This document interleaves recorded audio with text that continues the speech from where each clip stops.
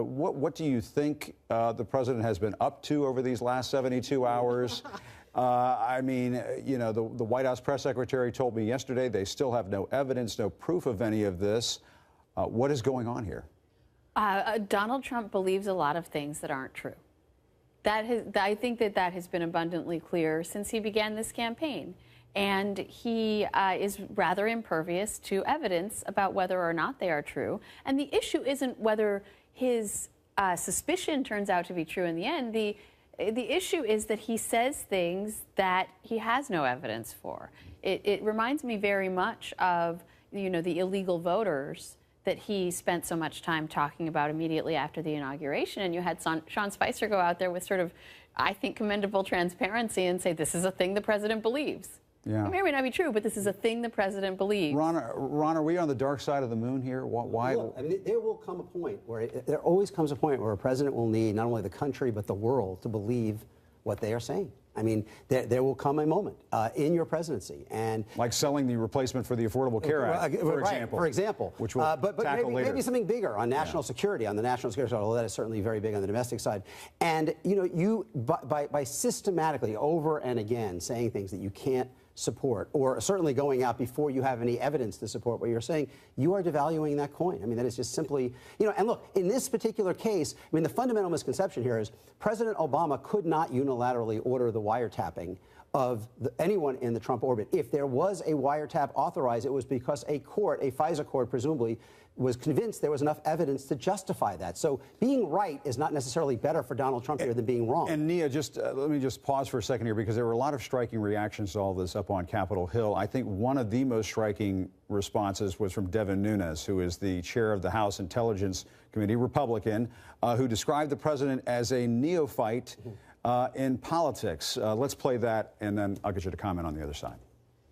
President is a neophyte to politics. He's been doing this a little over a year. And I think a lot of the things that he says, you guys sometimes take literally. Sometimes he doesn't have 27 lawyers and staff looking at what he does, which is, I think, at times refreshing, and at times can also lead us to have to be sitting at a press conference like this answering questions that you guys are asking. Nia, is that a good excuse that the president is new at this? No, I mean, it's pretty terrible. I mean, this idea that he doesn't have 27 lawyers, apparently they've just hired a bunch of lawyers at the White House, and he could have 27 lawyers reviewing what he does. He could talk to folks and figure out what the deal is in terms of this wiretap. One of the things that's interesting in terms of what the White House is doing here is they're essentially saying that what the president says shouldn't be taken at face value, that it needs the credibility of Congress, the credibility of Republicans on the Hill to back up what he says, which is sort of an interesting place for the White House to be. Yeah. That he, you know, that what he says needs more backing. And you saw Sean Spicer sort of dance around the press conference yesterday, and you imagine he's going to be doing this for a while. I guess we don't know how long the questioning is going to last. I think Sean Spicer is hoping, as you said yesterday, that this would be Groundhog Day every day, and people would get sick of it, and maybe people wouldn't ask about it. But with the drip of all of this stuff going on with Russia, you imagine it'll keep coming up. Don't overlook the fact that this really indicates how much President Trump relies on the conservative media for his information. When we asked on the very first, morning after he tweeted these tweets, where is he getting this from? An aide pointed us to the Breitbart article and said, "Did you read this?" And so they haven't really admitted for sure that that's the only place where he's getting this intel from, but that's what we've been led to believe. They're not even sure where he's getting it from. They're saying, well, Breitbart talked about it, and Mark Levin talked about it. We believe that Trump watched either Levin or read the Breitbart piece, and he truly believed that. He had enough faith in that he was willing to spout off on Twitter immediately. And just think about how different this is than the usual process. I mean, we've all covered other White Houses. The first White House I covered was Ronald Reagan. And you think about the process that goes through the assembly line, the assembly belt that has to progress before a word comes out of the president's mouth. All the people who are usually involved in kind of developing the policy and making sure all of the nuance are right, particularly on foreign policy. And then you have Donald Trump, who seemingly circumvents all of that. When he misspells tap in a tweet, or when he misspells unprecedented in a tweet about China, you can assume there are not a lot of other people who are kind of proofreading that and kind of fact-checking it. And so you have just this incredible process, as Nia said, in which they're almost beginning to treat it as though it is dissociated from the actual policy making. Okay, that's just something that he's saying. But this is extraordinarily different, and the reason it's extraordinarily different is because what presidents say matter. Yeah, and I have been told, by the way, that sometimes the president dictates those tweets to a staffer who will then put it out. So you have to wonder, is the spell check working on the iPhone or Android or whatever device? Let's play a little bit of what Adam Schiff said yesterday, because he had an interesting comment on all of this, and it tees up a question I want to ask. Let's play that. The president has said that this is a scandal that dwarfs Watergate, that his predecessor engaged in an illegal wiretap of his campaign. That is one potential scandal. The alternative is a different kind of a scandal, and that is a scandal of a sitting U.S. president alleging that his predecessor engaged in the most unscrupulous and unlawful conduct. That is also a scandal if those allegations prove to be false. And Congressman Schiff also said that he welcomed this investigation. He was basically saying, okay, let's bring it on. And Molly, one thing that I thought was interesting yesterday is that Devin Nunes said that at this upcoming hearing he plans to hold on all of this, the former DNI, James Clapper, will be there. The former CIA director, John Brennan, will be there. The FBI director, Jim Comey, might be there. Even Sally Yates, who stepped down from being the acting attorney general, may be there. It strikes me as this might be something Democrats are really going to be looking forward to in a couple of weeks here.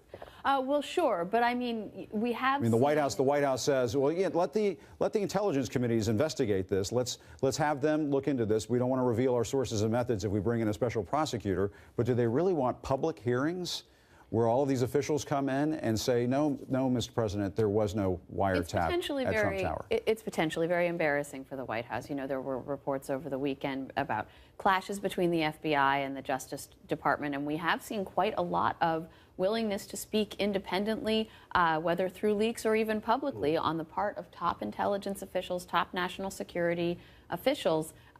They've been pretty clear when they have disagreed with the president, and that it's been a lot. Yeah. So a hearing like this could potentially expose a lot. And I want to pivot very quickly because of this WikiLeaks dump that revealed all these sources and methods that the CIA apparently is using, where I guess they can make their way into your phones and spy on you, and perhaps even your self-driving cars. It seems like the sky's the limit here. Here's what the FBI director said about this earlier today, about what Americans can expect in terms of their privacy. There is no such thing as absolute privacy in America. There is no place in America outside of judicial reach.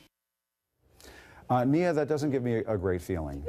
Right. Yeah. You know, I mean, in some ways he's right. I mean, he's saying that a court can compel you if there is reason to believe you know something about a crime or have committed a crime. The court can compel you to tell them things, to let them into your house. So in that way, it's right. I do think it is ironic that we find ourselves here, obviously concerned about privacy, but Americans are so willing to divulge all sorts of things about their lives on any given platform, whether it's Twitter, whether it's Snapchat, whether it's Instagram, whether it's Facebook. I mean, pictures of their kids, what they had for dinner, whatever it is. So we seem to, at this point, be willing participants at this point in terms of giving. But Jennifer, you know, the one thing the White House has been worried about, Jennifer, is the president's security when it comes to his phone.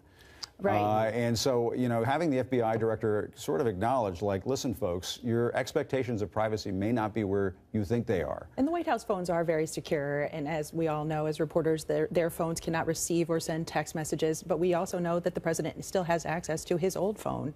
He's able to, use and call and tweet and text on his old phone. Well, and the through line here, just to connect this to the discussion we're having about potential wiretapping of Trump Tower, this is why people believe Donald Trump when they say things like that. Because there is a feeling that surveillance is everywhere, that they're in your phone, they're in your house, they can hear everything you say, they can read all of your text messages. So when Trump says my phone's being tapped in Trump Tower, I think there's a lot of people who believe that because they feel like there is nothing that our intelligence agencies. I got to take a quick break.